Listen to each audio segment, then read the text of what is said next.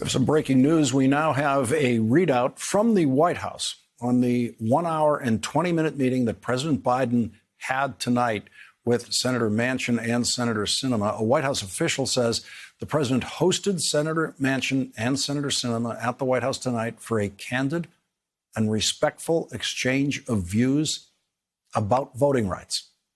Well, that much we already knew. We knew that's what was on the agenda, so the White House isn't telling us so far anything about what was said in that meeting. I'm sure pieces of it will leak out overnight. Our next guest, Michigan Representative Haley Stevens, filed an official complaint with the U.S. Capitol Police about Republican Congresswoman Marjorie Taylor Greene.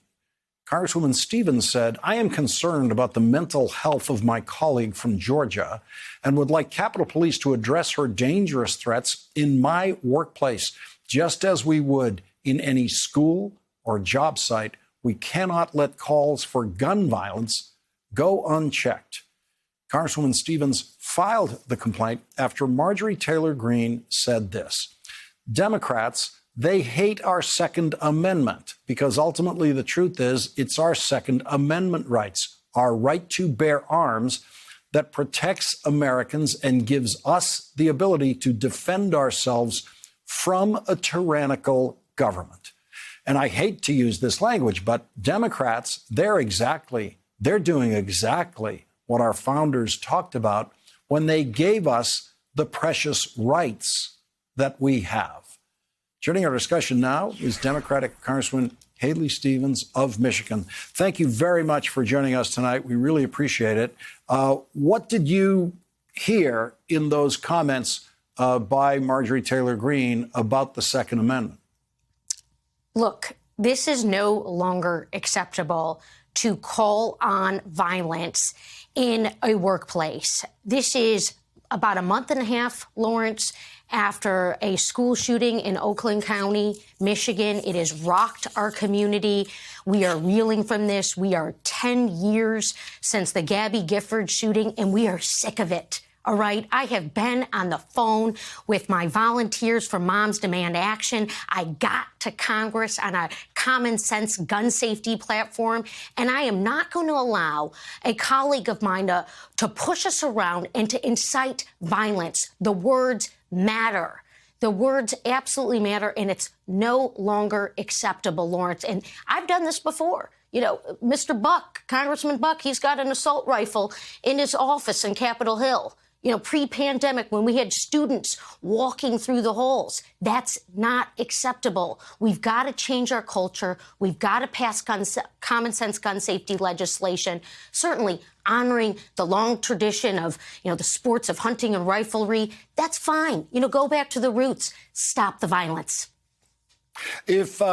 If this were a high school and a student was found writing notes about Second Amendment rights and maybe the Second Amendment needs to be used because some of the students are bothering me or some of the teachers are bothering me, the school administration would have a lot to say to that student. Yeah, it's called a red flag. It's absolutely called a red flag. And this is something we just lived through back home. That's why I have called this out, because it's personal. And it all ties back.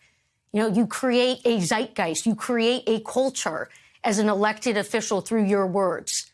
And this is an incitement of violence. And you're absolutely right. And look, I want to applaud our Capitol Police, Lawrence. They work so hard.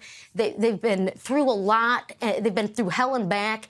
And certainly, their responsibilities, their duties here, I know that they are here trying to protect the safety in an environment that's tense.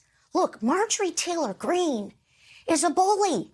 And she's bullying colleagues in the workplace. She started screaming at us after we passed a women's health protection bill, and I backed away because I didn't know if she had a weapon on her. That's immediately what I thought, because that's the culture that she's inciting. It's got to stop. We've got to set the example for our students, and I'm going to call it out. You know her and you work with her, and you say in your about your complaint, you're not sure about her mental health. Look, her behavior is unhinged. And to say something like that and to double down, to be fined, tens and tens of thousands of dollars for not complying with the basic human decency of wearing a mask as required on the House floor, a flagrant disregard for this pandemic and the rules of the House.